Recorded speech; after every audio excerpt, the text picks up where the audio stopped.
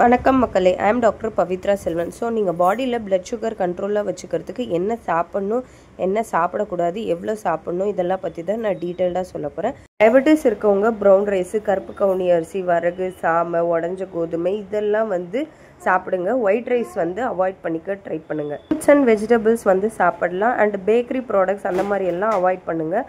And நிலத்துக்கு கீழே விளையிற கிழங்கு அந்த மாதிரி எல்லாம் சாப்பிடாதீங்க. அதில் சுகர் அதிகமாக இருக்கும். நீங்கள் டெய்லியும் எடுத்துக்கிற உப்பு அளவு கம்மி பண்ணிக்கணும். லைக் 6 கிராம் அந்த மாதிரிக்குள்ளார எடுத்துக்கிறது பெட்டர். இல்லைன்னா பிளட் ப்ரெஷர், ஹார்ட் கம்ப்ளைண்ட்ஸ் வரதுக்கு ஹை சான்சஸ் இருக்குது. டேரெக்டாக சால்ட் எடுத்துக்காமல் ஸ்பைசஸ்லேருந்து சால்ட் இன்டேக் பண்ண பாருங்கள். லைக் கார்லிக், ஜிஞ்சர், லெமன், அதுக்கப்புறம் குமின் சீஸ் இதுலேருந்தே உங்களுக்கு ஃப்ளேவர் கிடைக்கும். பீஃப், போர்க்கு, மட்டன், அப்புறம் ப்ராசஸ் பண்ணி வச்சுருக்க மீட் அந்த மாதிரி எல்லாம் சாப்பிட்றத கொஞ்சம் அவாய்ட் பண்ணிக்கோங்க. அதுக்கு பதிலாக நீங்கள் எக்கு, ஃபிஷ், அதுக்கப்புறம் பல்சஸ் லைக் தானிய வகைகள், பச்சைப்பயிறு அந்த மாதிரி எல்லாம் சாப்பிட பாருங்கள்.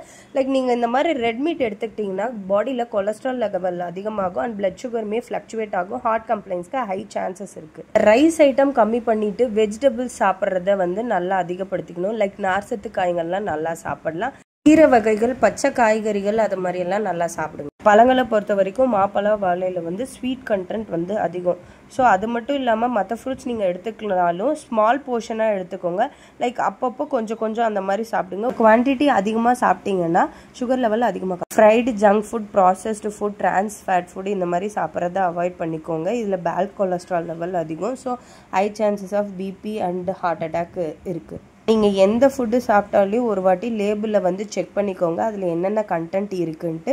ஸோ இந்த மாதிரி ஃபேட் ஃபுட் சாப்பிட்றதுக்கு பதிலாக nuts, almonds, avocado, flax seeds, sunflower seed, fish இந்த மாதிரி சாப்பிடுங்க. இதில் ஹெல்தி ஃபேட் இருக்குது அண்ட் குட் கொலஸ்ட்ராலுமே இருக்கிறனால உங்களுக்கு எந்த ப்ராப்ளமே வராது. எனர்ஜி ட்ரிங்க், ஃப்ரூட் ஜூஸ், அப்புறம் சுகரி ட்ரிங்க்ஸ் இந்த மாதிரி எல்லாம் எடுத்துக்கிறத அவாய்ட் பண்ணிக்கணும். அண்ட் லைக் ஆடட் ஸ்வீட் இருக்க ஸ்நாக்ஸு, ஃபுட்ஸ் இது மாதிரியும் சாப்பிட்டீங்கனாலும் உங்களுக்கு அதில் சுகர் அதிகமாக இருக்கிறனால பாடியில் பிளட் சுகர் அதிகமாகும். அதுக்கு பதிலாக நீங்கள் சுகர் ஆட் பண்ணாத பிளைன் மில்க்கு, யோகர்ட், அப்புறம் டீ, காஃபி இந்த மாதிரி எல்லாம் சாப்பிடுங்க. ஃபுட் ஐட்டம் அதிகமாக எடுத்துக்கணும்னு நினச்சிங்கன்னா தண்ணி நிறைய குடிங்க. ஸ்நாக்ஸ் அந்த மாதிரி சாப்பிட்ணுன்னு நினச்சிங்கன்னா எக்ஸ்ட்ரா சுகர் ஆட் பண்ணாமல் சாப்பிடுங்க. அண்ட் ஃப்ரூட்ஸை பொறுத்த வரைக்கும் unsalted fruit and unsalted dried fruits இந்த மாதிரி சாப்பிடுங்க. ஒரே டைம் நிறைய சாப்பிடாம அப்பப்போ கொஞ்சம் கொஞ்சம் சாப்பிட்றது நல்லது. உங்களோட சுகர் கிளைசிமிக் இண்டெக்ஸ் அதிகமாகாமல் ஃப்ளக்சுவேட் ஆகாமல் இருக்கும். டயபெட்டிஸ் பேஷண்ட் ஆல்கஹால் எடுத்துக்கும் போது பிளட் சுகர் லெவல் சடனாக கம்மியாகும் அண்ட் அதனால் பல காம்ப்ளிகேஷன்ஸ் வரும். ஆல்கஹாலில் கேலரிஸ் அதிகமாக இருக்கனால வெயிட் கெயினுக்கு ஹை சான்சஸ் இருக்குது. அண்ட் ஆல்கஹால் சாப்பிட்ட உடனே பசி ரொம்பவே எடுக்கும். ரெகுலராக ஆல்கஹால் இன்டேக் பண்ணால் eye disease, kidney disease, nerve damage ஆகும். Sweet, processed food and snacks, bakery products இந்த மாதிரி எல்லாம் சாப்பிட்டிங்கன்னா சுகர் லெவல் ரொம்பவே அதிகமாகும் அண்ட் கண்ட்ரோல் பண்ணுறது ரொம்பவே கஷ்டம். அண்ட் நீங்கள் என்ன ஹெல்த்தியாக சாப்பிட்டாலையும் எக்ஸசைஸ் பண்ணாலையும் சுகர் லெவல் குறையவே கிடையாது. ஸோ இதெல்லாம் நீங்கள் கம்ப்ளீட்டாக அவாய்ட் பண்ணிக்கிறது ரொம்ப நல்லது. இதுலேயும் நீங்கள் ஒவ்வொரு மீல் சாப்பிடும் போது தேவையான ப்ரோட்டீன்ஸ், விட்டமின்ஸ், மினரல்ஸ் அண்ட் அளவான கார்ப் சாப்பிட்றது நல்லது. அப்போ தான் உங்களோட சுகர் லெவல் கரெக்டாக மெயின்டைன் ஆகும். ரொம்ப ஃப்ளக்சுவேஷன் இருக்காது. டயபெட்டிஸ் பேஷண்ட்டுக்கு மட்டும் இல்லை, யாருக்கு இருந்தாலும் இந்த மாதிரி தான் சாப்பிட்ணும். அப்போ தான் எந்த காம்ப்ளிகேஷன்ஸும் இல்லாமல் mentally and physically energetic and ஹெல்த்தியாக இருக்கலாம்.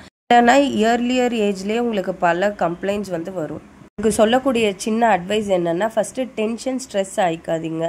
அதாவது உங்களுக்குன்னு ஒரு 5-10 மினிட்ஸ் மார்னிங் ஸ்பெண்ட் பண்ணி என்ன சாப்பிடணும், எப்படி சாப்பிட்ணுன்றத தெளிவாக பிளான் பண்ணிக்கோங்க. சாப்பிட்றது மட்டும் இல்லைங்க, உங்கள் டேவே எப்படி ஸ்பெண்ட் பண்ணணுன்றத பிளான் பண்ணிக்கிட்டிங்கன்னா உங்களுக்கு எந்த டென்ஷனுமே இருக்காது அண்ட் ரிலாக்ஸாக போகலாம். டயபெட்டிஸ் மட்டும் இல்லைங்க, நீங்கள் வெயிட் லாஸ் பண்ணணும்னு நினச்சிங்கன்னா கூட இந்த டிப்ஸை ஃபாலோ பண்ணலாம். ஒரே டைம் நிறைய சாப்பிட்டுட்டு அப்புறம் பட்னியாக இருக்கிற மாதிரி அப்படி ஃபாலோ பண்ணாதீங்க. லைக் ஸ்பிளிட் அப் மீல் மாதிரி சாப்பிடுங்க. 3 டைம்ஸ் சாப்பிட்றத ஸ்ப்ளிட் பண்ணி 5 டைம்ஸாக சாப்பிடுங்க. அது ஸ்மால் போர்ஷன் மீலாக சாப்பிடுங்க.